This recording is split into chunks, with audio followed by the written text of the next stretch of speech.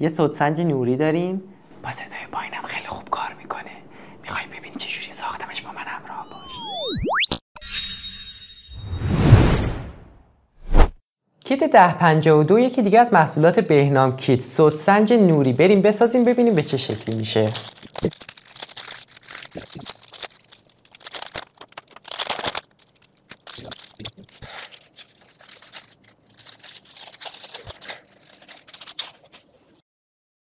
توی این کیت هم مثل محصولات دیگه‌مون قطعات مختلفی استفاده شده، شامل مقاومت‌ها، خازن‌ها و دیودها، آیسیامون، یک دونه پتانسیومتر، میکروفون، نمایشگرمون و فیبر مدار چاپ.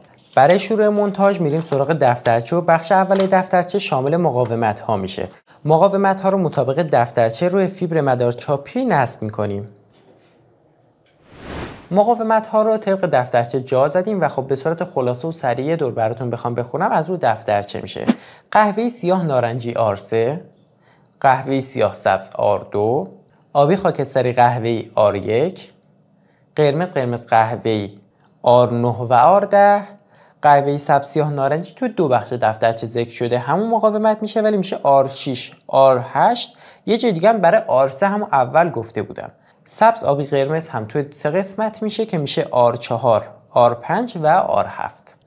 برای لحیمکاری محصول از یک حویه 40 وات استفاده کنین و پایه ها رو یه ذره خم کنین، قطعات سر جاش به راحتی قرار بگیره و موقع لحیمکاریتون از روغن لحیم استفاده نکنین.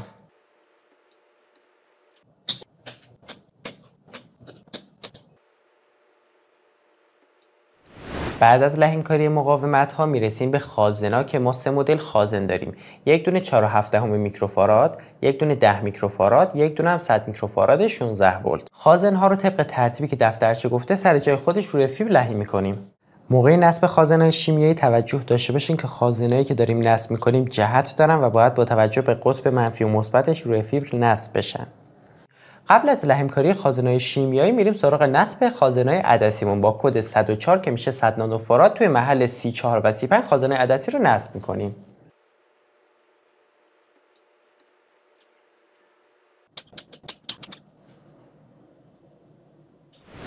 دو تا دیود داریم. یک دونه دیود 4148 که حالت شیشه‌ای تور رنگ قرمز میزنه. یه دیود مشکی داریم، دیود 4007 مون. میخوایم نصبشون کنیم رو بورد ولی توجه داشته باشین که این دیودا جهت دارن. یه علامت مشکی یا علامت رنگ متفاوتی روی بدن دیودمون هست که باید مطابق باشه با این خطی که روی فیبر هست و تو محل D1 و D2 ما میایم دیودمون رو نصب میکنیم. دیود 4148 تو محل D2 و دیود 4007 رو تو محل D1 نصب میکنیم.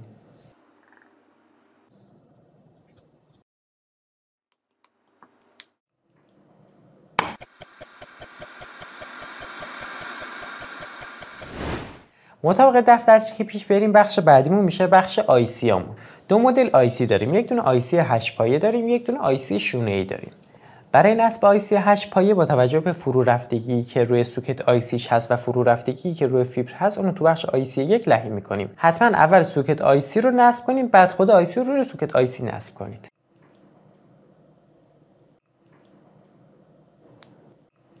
آیسی شونه‌ای که ما اینجا داریم یه سمتش نوشته داره یه سمتش نوشته نداره. برای نصب آیسی شونه‌ای باید سمتی که نوشته داره به سمت خازنای داخل بورد باشه و به سمت خازن C1 باشه.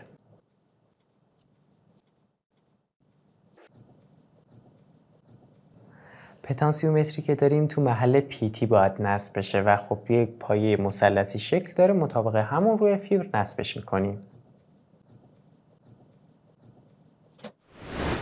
برای نصب میکروفون خازنی حتما توجه داشته باشین که باید حواسمون باشه میکروفون خازنی نباید زیاد داغ بشه، پایه هایی که به میکروفون لحیم میکنیم نباید به بدن اتصال داشته باشه و میکروفون رو باید با بیشترین سرعت لحیم کرد و از غل زیاد و روغن لحیم استفاده نکنیم که میکروفون خیلی حساسه. اگه حرارت زیاد ببینه خیلی زود از بین میره و میسوزه.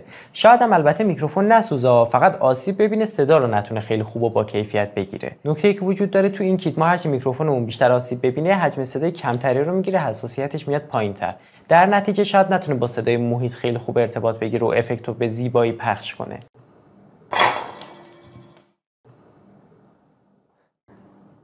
از دو تا از پایه مقاومت‌ها موقع لحیمکاریش استفاده کنین. بهتره که اول از همه بیان یه ذره روی خود میکروفون رو قل بزنین و قلندود کنین، یک کم قل تازه روی میکروفون بشینه. بعدش 2 تا پایه مقاومت وردارین. سر پایه مقاومت ها رو یه ذره قلب بزنین. بیاین میکروفون رو داغ کنین، پایه مقاومت رو سریع نزدیکش کنین. دیگه از روغن لحیم یا قلب مجددا استفاده نکنین. وقتی که هم قلب تازه روی میکروفون باشه و هم قلب تازه روی خود پایه مقاومتمون باشه، بدون زدن قلب مجدد میشه این دوتا رو به راحتی به همدیگه اتصال داد. حالا که میخوایم خود میکروفون خازنی رو روی برد لحیم کنیم، برای نصب میکروفون خازنی یکی از پایه‌هامون هستش که چند تا ترک فیبر رفته به خود بدن وصل شده. اون پایه میشه پایه منفیمون و بعد تو قسمتی قرار بگیره از فیبر مدارچاپی که با رنگ سفید پر شده و علامت منفی داره.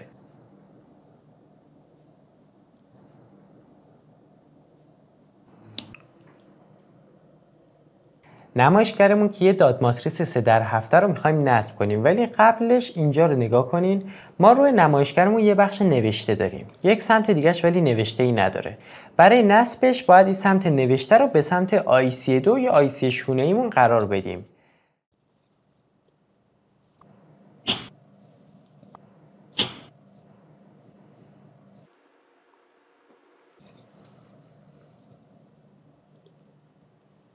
سیمای تغذیه منفی مثبتمون روی بی منفی و مثبت کنار میکروفون لحیم میکنیم و میریم با یه ولتاژ تقریبا 6 تا 12 ولتی که دستگاه داره. حالا من ولتاژ رو 8 تنظیم کردم. میریم برای تست دستگاه. اگه تا اینجا با ما همراه بودین از لایک و ساب ویدیو فراموش نکنین.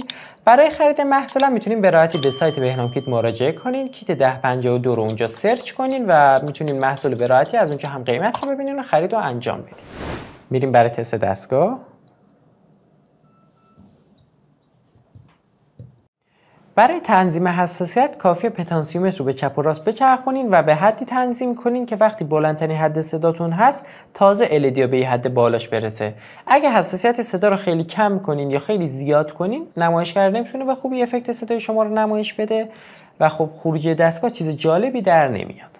تقریبا الان به دستگاه یه ولتاژ 12 ولت دادیم و توی حدی که LED ها همه روشن میشن نزدیک 120 تا 130 میلی آمپر دستگاه جریان میکشه. برای تنظیم حساسیت هم کافیه که فقط با یه پتانسیومتر حد تنظیم حساسیت رو بالا و پایین کنین.